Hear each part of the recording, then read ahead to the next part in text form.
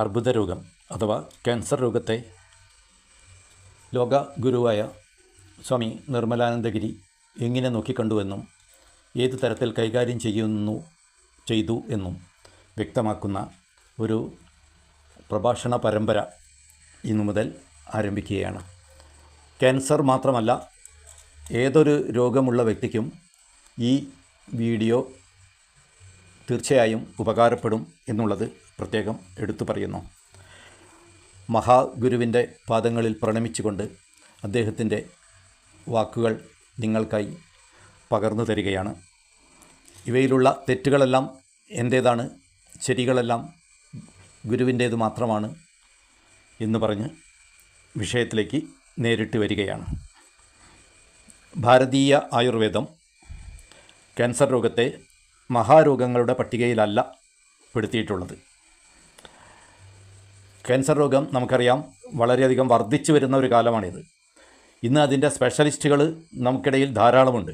Modern മെഡിസിനിലുണ്ട്, ആയുർവേദത്തിലുണ്ട്, പ്രകൃതി ചികിത്സയിലുണ്ട്, നാട്ടുമരുന്നുകളുമായിട്ട് പലരും ക്യാൻസറിനെ കൈകാര്യം ചെയ്യുന്നുണ്ട്. അത്തരം ആളുകളുടെ അടുത്തെല്ലാം ക്യാൻസർ രോഗികൾ ധാരാളമായി എത്തിക്കൊണ്ടിരിക്കുന്നുണ്ട്. ഇവിടെ ഒരിക്കൽ കൂടി പറയുന്നു, ക്യാൻസർ എന്ന് പറയുമ്പോൾ മഹാരോഗങ്ങൾ എന്ന് മാത്രം അർത്ഥമാക്കുക. കാരണം മറ്റ് പല രോഗങ്ങളെയും മറികടക്കുന്നത് ക്യാൻസറിനെ മറികടക്കുന്നതിൻ്റെ അതേ വഴിയിലാണ് എന്നുള്ളത് കൊണ്ടാണ് അങ്ങനെ പറയുന്നത്. കൈകാര്യം ചെയ്യുന്നത് ആ രീതിയിലാണ് എന്നുള്ളത് കൊണ്ടാണ് ആ രീതിയിൽ സംസാരിക്കുന്നത്.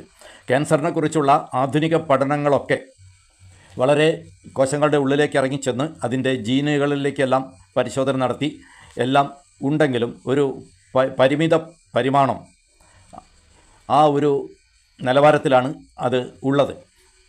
ഇന്ന് അതിൻ്റെ പഠനങ്ങൾ ഗംഭീരമായിട്ട് പുരോഗമിക്കുന്നുണ്ട്. ആധുനിക യന്ത്രങ്ങളും മറ്റും അതിന് ഉപയോഗപ്പെടുത്തുന്നുണ്ട്. അതിൻ്റെ ചികിത്സ തന്നെ ഒരു വ്യാവസായിക അടിസ്ഥാനത്തിൽ ആരംഭിച്ചു എന്നത് നമ്മുടെ ചികിത്സാരംഗത്തിൻ്റെ ഒരു വലിയ പ്രത്യേകതയായിട്ട് പറയുകയാണ്.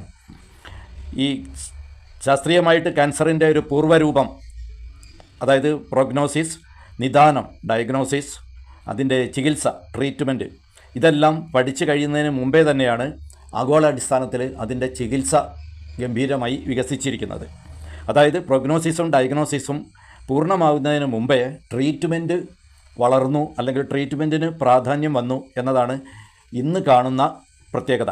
ഇത് മോഡേൺ മെഡിസിനിൽ മാത്രമല്ല, ആയുർവേദത്തിലായാലും മറ്റു പാരമ്പര്യ വൈദ്യന്മാർ കൈകാര്യം ചെയ്യുന്നതായാലും ഈ പ്രോഗ്നോസിസ്, ഡയഗ്നോസിസ് എന്നീ വിഭാഗങ്ങളെ അവർ തീർത്തും പരിഗണിക്കുന്നില്ല. ട്രീറ്റ്മെൻറ്റ് മാത്രമാണ്.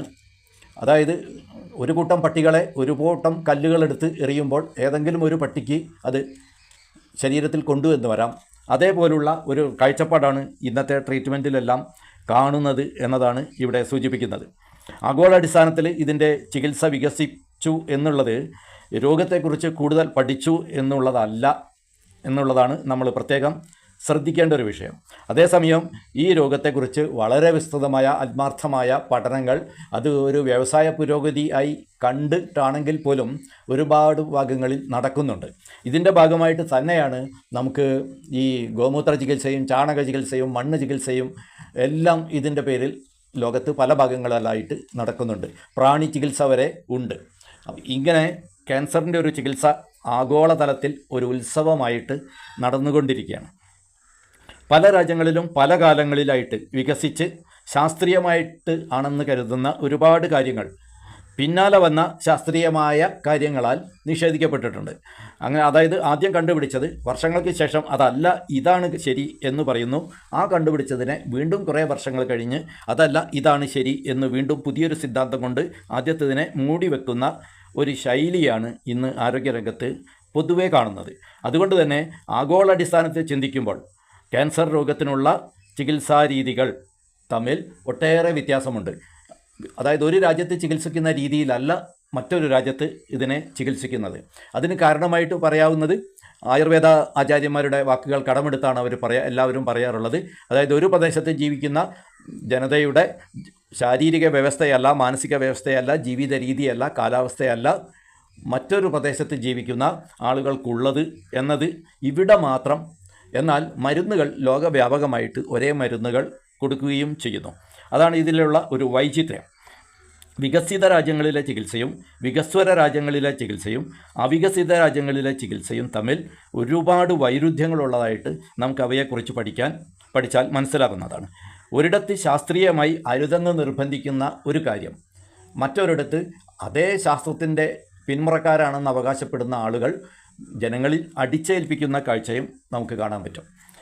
ഇങ്ങനെ ശാസ്ത്രീയമായി സ്വീകരിച്ചു വരുന്നത് പോലും അതിനുപോലും ഒരു ഐക്യരൂപം ഇല്ല എന്നുള്ളതാണ്. അതായത് ശാസ്ത്രത്തെ മൊത്തമെടുത്താൽ, എല്ലാ ശാസ്ത്രങ്ങളെയും കൂടിയെടുത്താൽ ക്യാൻസർ രോഗത്തിൻ്റെ ചികിത്സയെ സംബന്ധിച്ചിടത്തോളം, മഹാരോഗങ്ങളുടെ ചികിത്സയെ സംബന്ധിച്ചിടത്തോളം, നമ്മുടെ പൊതുജനങ്ങളുടെ ആരോഗ്യ പ്രശ്നങ്ങളെ സംബന്ധിച്ചിടത്തോളം എല്ലാവരും കൂടി ചേർന്ന് ഇരുട്ടിൽ തപ്പുകയാണ്. തപ്പുന്ന ഇരുട്ടിന് മാത്രം അല്പസ്വല്പം വ്യത്യാസങ്ങൾ ഉണ്ടെന്ന് മാത്രം. അടുത്ത ഭാഗം നാളെ തന്നെ ഇടണമെന്നാണ് കരുതുന്നത്. തുടർച്ചയായി കേൾക്കുക, അഭിപ്രായങ്ങൾ അറിയിക്കുക. ഗുരുവിന് വീണ്ടും പ്രണാമം.